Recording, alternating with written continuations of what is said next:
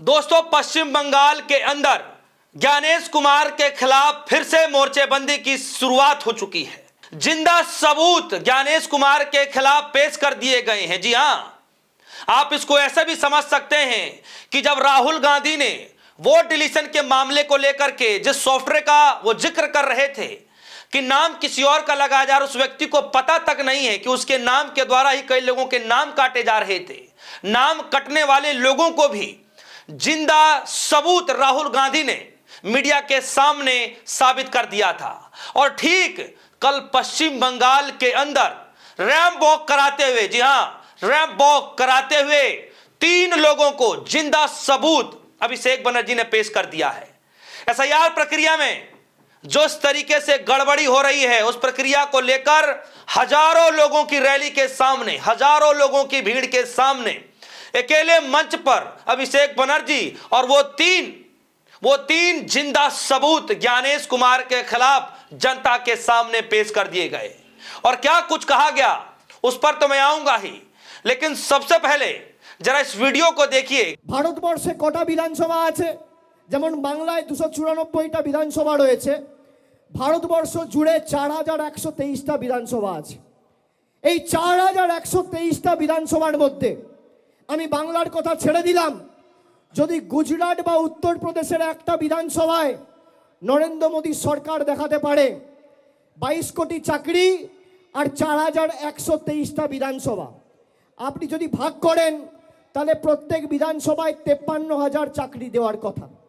নরেন্দ্র মোদী সরকার যদি প্রমাণ করে একটা বিধানসভায় 50,000 ছেড়ে দিলাম, 5,000 চাকরি দিয়েছে, আমি রাজনীতির আঙিনায় পা রাখবো না, আজ থেকে রাজনীতি ছেড়ে দেবো, এত বড় কথা বলে দিয়ে গেলাম। দেখাতে পারবেন? सुना आपने, कह रहे अभिषेक बनर्जी कि अगर बीजेपी का मॉडल सचमुच सुनहरा है तो फिर सोनार त्रिपुरा, सोनार असम क्यों नहीं बन पाया। भाजपा शासित राज्यों में आज भी बेरोजगारी है, आर्थिक संकट है और घटते अवसर क्यों देखने को मिल रहे हैं। आज जो है, मतलब जो प्रोग्राम चल रहा था अभिषेक बनर्जी के द्वारा, उसमें यह कहा जा रहा है कि भाजपा के सपनों को सीधा चुनौती रखी गई है। डबल इंजन गुजरात में है, उत्तर प्रदेश में है, किसी एक विधानसभा सीट में ही 5,000 नौकरी पैदा करने के सबूत हैं क्या आपके पास। इस तरीके से अभिषेक बनर्जी ने हजारों की भीड़ के सामने पोल पट्टी खोलकर रख दी। आगे बहुत कुछ कहा, लेकिन उससे पहले जरा इस वीडियो को देखिए कि किस तरीके से ज्ञानेश कुमार के खिलाफ 3 जिंदा सबूत एक बार फिर कैमरे के सामने, हजारों लोगों के सामने रख दिए गए। जरा सुनिए क्या कह रहे अभिषेक बनर्जी और लोग आकर के क्या कह रहे हैं। এখানে দুজন ভদ্রলোক আছে, একজন ভদ্রমহিলা আছে, সবাই দেখতে পাচ্ছেন? দাদা এদিকে একটু দেখান, দেখতে পাচ্ছেন? দেখতে পাচ্ছেন সবাই? আপনার নাম কি বলুন? মনিরুল ইসলাম মোল্লা। আপনার নাম কি দাদা? হরে কৃষ্ণ গিরি। আপনার নাম কি বৌদি? মিসেস মায়া দাস। আপনারা দেখতে পাচ্ছেন? এদিকে যারা আছে, এদিকে যারা আছে, এদিকে যারা আছে, সংবাদ মাধ্যমের বন্ধুরা সবাই দেখতে পাচ্ছেন? এখানে আমি একা আছি, আমার পাশে 2জন ভদ্রলোক, একজন ভদ্রমহিলা আছে। এই 3 জনকে দেখে কি মনে হচ্ছে আপনার? আসুন আমার সাথে আসুন। এই 3 জনকে দেখে কি মনে হচ্ছে আপনাদের? কি মনে হচ্ছে? কি মনে হচ্ছে? ঠিক মনে হচ্ছে?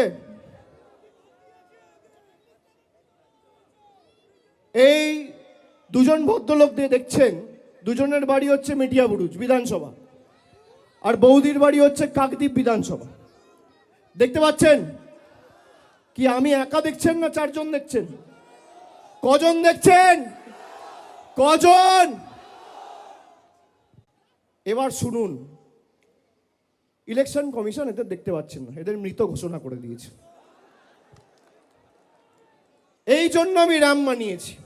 আর এরকম 3-4টে কেস না, খালি দক্ষিণ 24 পরগনা জেলায় 24 জন রয়েছে যারা জীবন্ত বহাল তবিয়তে রয়েছে, কিন্তু এদের দেখিয়ে দিয়েছে মারা গেছে।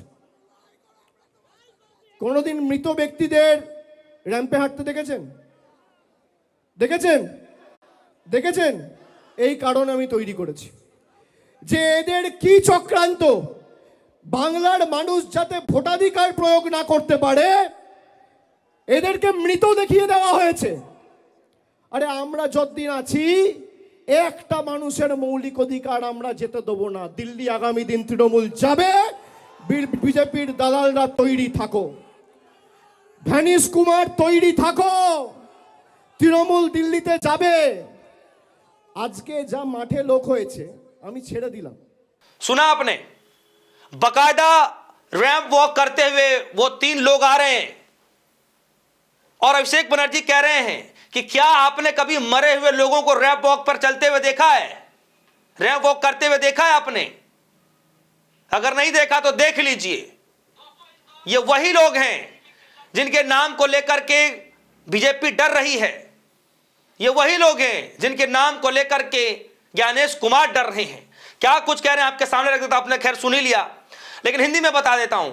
कह रहे हैं कि क्या आपने कभी मरे हुए लोगों को रैंप पर चलते हुए देखा है?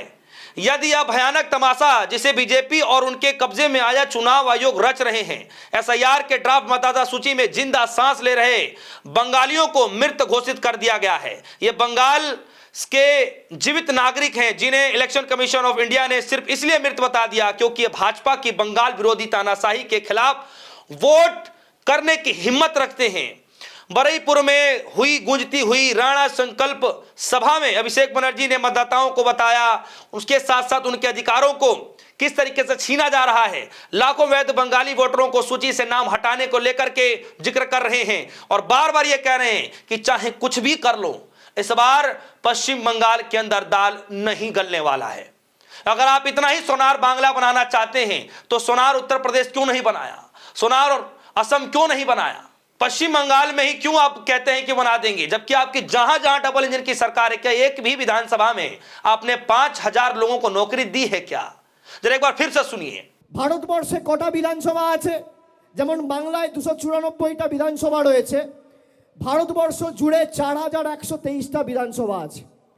এই 4123টা বিধানসভার মধ্যে আমি বাংলার কথা ছেড়ে দিলাম, যদি গুজরাট বা উত্তরপ্রদেশের একটা বিধানসভায় নরেন্দ্র মোদী সরকার দেখাতে পারে 22 কোটি চাকরি আর 4123টা বিধানসভা, আপনি যদি ভাগ করেন তাহলে প্রত্যেক বিধানসভায় 53,000 চাকরি দেওয়ার কথা। নরেন্দ্র মোদী সরকার যদি প্রমাণ করে একটা বিধানসভায় 50,000 ছেড়ে দিলাম 5,000 চাকরি দিয়েছে, আমি রাজনীতির আঙিনায় পা রাখবো না, আজ থেকে রাজনীতি ছেড়ে দেবো, এত বড় কথা বলে দিয়ে গেলাম। দেখাতে পারবেন? सुना आपने। और सबसे बड़ी बात यह है कि राहुल गांधी कई बार ऐसे मसले को लेकर के जिक्र करते रहे हैं, चाहे उत्तर प्रदेश की घटना हो, चाहे आप देखेंगे कि महाराष्ट्र की घटना हो, चाहे आप देख लेंगे कि जो है हरियाणा की घटना हो।